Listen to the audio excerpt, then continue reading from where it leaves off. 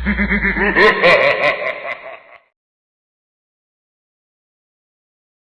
गांव में एक सिरकटी चुड़ैल का साया था।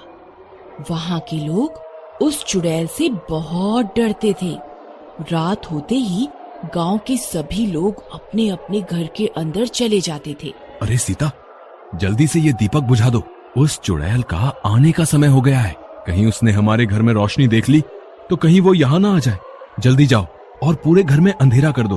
फिर सीता भागकर जाती है और पूरे घर के दीपक बुझा देती है और वे दोनों अपनी खिड़की से छुप छुप कर उस चुड़ैल को देखने लगते हैं।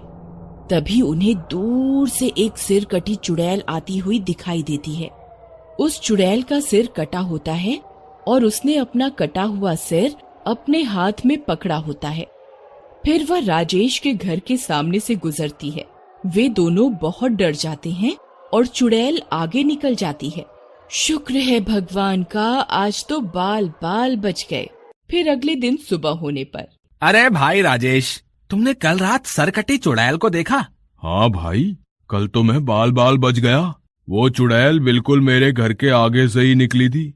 ये तो शुक्र है भगवान का कि उसने मुझे देखा नहीं। राजेश भाई, मुझे एक बात समझ में नहीं आई, ये चुड़ैल का सिर कटा हुआ क्यों है? अरे तुम्हें नहीं पता क्या? मेरे पिताजी ने मुझे इसके बारे में बताया था। बहुत समय पहले ये चुड़ैल का सिर कटा हुआ नहीं था। ये रोज रात को हमारे गांव में आती थी और किसी न किसी को अपने साथ उठाकर ले जाती थी। फिर एक दिन चुड़ैल की दहशत से तंग आकर सब गांव वालों ने उस पर हमला कर दिया और उसका सर काट दिया था। फिर क्या हुआ भाई? क्या वह चुड़ैल मर गई? हाँ, गांव वालों ने उसके 2 टुकड़े करके उसे जंगल में ही दफना दिया था। तो फिर ये सिर कटी चुड़ैल वापस कैसे आ गई? कुछ समय पहले चोर डाकू जंगल में अपना सोना छुपाने के लिए खुदाई कर रहे थे। तभी उन्होंने खुदाई करते करते इस चुड़ैल के सिर को आजाद कर दिया था। अरे मर गए रे, ये क्या चीज है? ये हमने क्या कर दिया? ये सिर कहाँ से निकल कर आ गया? अरे भाई, इसका धड़ तो है ही नहीं, ये तो कोई चुड़ैल लगती है। अरे मर गए रे, अरे भागो यहाँ से, नहीं तो ये हमें कच्चा ही खा जाएगी। भागते कहाँ हो मूर्खो, वहीं के वहीं रुक जाओ, नहीं तो तुम्हारा खून पी जाऊंगी। चुड़ैल जी, हमें माफ कर दो, हम आपकी नींद खराब करने यहाँ नहीं आए थे। हम तो बस अपनी जमा पूंजी को यहाँ जंगल में छुपाने के लिए आए थे। गलती से आप बाहर निकल आई, कृपा करके हमें जाने दें। मैं तुम्हें एक ही शर्त पे जाने दूंगी, तुम्हें मेरा एक काम करना होगा। हमें आपकी सारी शर्तें मंजूर हैं, आप जो कहेंगे हम वो करेंगे, बस आप हमारी जान बख्श दें। कुछ साल पहले इन गांव वालों ने धोखे से मेरा धड़ मेरे शरीर से अलग कर दिया था और यहीं पास में दफन कर दिया था। तुमने मेरा सिर तो आजाद कर दिया, लेकिन मेरा धड़ अभी भी यहीं कहीं दफन है। तुम्हें मेरा धड़ खोद कर निकालना होगा, तभी मैं तुम्हें यहाँ से जाने दूंगी। ठीक है, हमें मंजूर है, हम अभी आपका धड़ खोद के निकाल देते हैं। फिर वे सारे चोर उस चुड़ैल का धड़ ढूंढना शुरू कर देते हैं।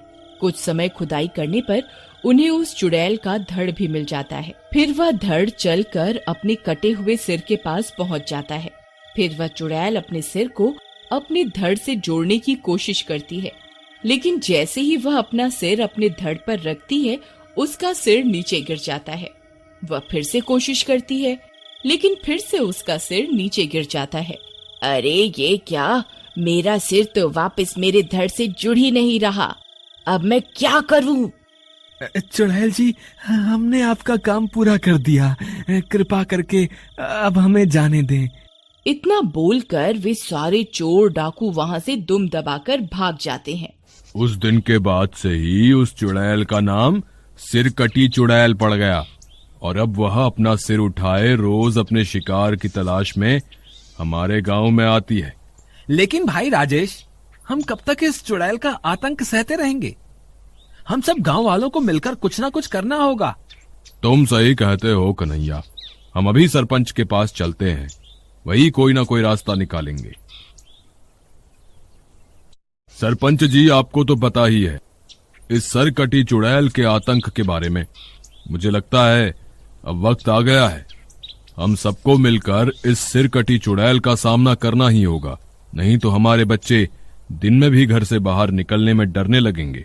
तुम सही कहते हो राजेश, लेकिन हम उस चुड़ैल का सामना कैसे करें? हमें इस चुड़ैल से निपटने के लिए किसी तपस्वी साधु की मदद की आवश्यकता पड़ेगी। मैंने एक तपस्वी को जंगल में तपस्या करते हुए देखा है। क्यों ना हम सब मिलकर उनसे मदद मांगने चले? तुम सही कहते हो कन्हैया, हम सब अभी उनसे मदद मांगने चलते हैं। फिर वे सब मिलकर जंगल की ओर उस तपस्वी साधु की तलाश में निकल पड़ते हैं। कुछ देर चलने पर शाम हो जाती है। तभी अंधेरा हो जाता है और डरावनी डरावनी आवाजें आने लगती हैं। अरे मुखिया जी, हमें जल्द से जल्द उस तपस्वी साधु को ढूंढना ही होगा, नहीं तो वह चुड़ैल हमें जरूर ढूंढ लेगी। माँ, बाहर अंधेरा हो गया, लेकिन बाबा अभी तक घर क्यों नहीं आए? पता नहीं बेटा, तेरे बाबा रोज अंधेरा होने से पहले घर आ जाते थे। पता नहीं आज क्यों नहीं आए। फिर वे दोनों भी हाथ में मशाल लिए जंगल की ओर चल देते हैं। वहीं दूसरी तरफ वे सब डरते डरते तपस्वी साधु की तलाश में जंगल में आगे बढ़ते जाते हैं। तभी अचानक चुड़ैल उनके सामने आकर खड़ी हो जाती है। अरे मर गए रे, वो देखो सामने क्या है, ये तो वही सिरकटी चुड़ैल है। हे भगवान मुझे बचाओ, अब मेरा क्या होगा? हे चुड़ैल जी, ये सरपंच हम सब में सबसे मोटा ताजा है, आप इसे खा लो और हमें जाने दो। तेरा दिमाग खराब हो गया है क्या, जो मुझे बलि का बकरा बना रहा है? मैं तुम सबको खा जाऊंगी। मैं बहुत दिनों से भूखी हूँ, मैं किसी को नहीं छोड़ूंगी। अरे भागो रे, ये तो सबको खाने की बात कर रही है, सब अपनी अपनी जान बचा के भागो। फिर वे भागते भागते गुफा के अंदर घुस जाते हैं। अरे बच गए रे, बाल बाल बच गए। लगता है उस चुड़ैल ने हमें गुफा के अंदर जाते हुए नहीं देखा। चलो गुफा के और अंदर चलते हैं। फिर वे सब गुफा के अंदर बढ़ने लगते हैं। हे साधु महाराज, हमें आपकी मदद की आवश्यकता है। तुम सब कौन हो और तुम सब इतने घबराए हुए क्यों हो? हे साधु महाराज, हम जिस गांव से आए हैं उस गांव के ऊपर सिरकटी चुड़ैल का साया है। हम उस चुड़ैल से मुक्ति पाने के लिए आपके पास आए हैं। अब आप ही हमें कोई रास्ता दिखाएं जिससे हम उस चुड़ैल का सामना कर सकें। मैं जानता हूँ उस सिरकटी चुड़ैल के बारे में। कुछ समय पहले गांव वालों ने उसके 2 टुकड़े करके उसे दफन कर दिया था, लेकिन वह उसकी जान नहीं ले पाए क्योंकि वह चुड़ैल श्रापित है। तुम चाहकर भी उसे मार नहीं सकते।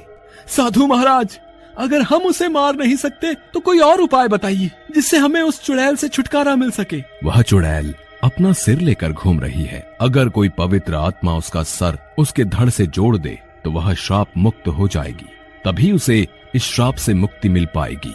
लेकिन साधु बाबा, अब हम पवित्र आत्मा को कहाँ ढूंढें? पवित्र आत्मा हर उस शख्स में वास करती है जिसने कभी किसी के साथ छल कपट ना किया हो और जिंदगी में कोई गलत काम ना किया हो। साधु बाबा, मुझे नहीं लगता कि हमारे पूरे गांव में ऐसा कोई व्यक्ति होगा जिसने कभी झूठ ना बोला हो या कोई छल कपट ना किया हो। अरे भाई राजेश, क्या तुम्हें मैं दिखाई नहीं दे रहा? मुझे लगता है मेरी आत्मा पवित्र है।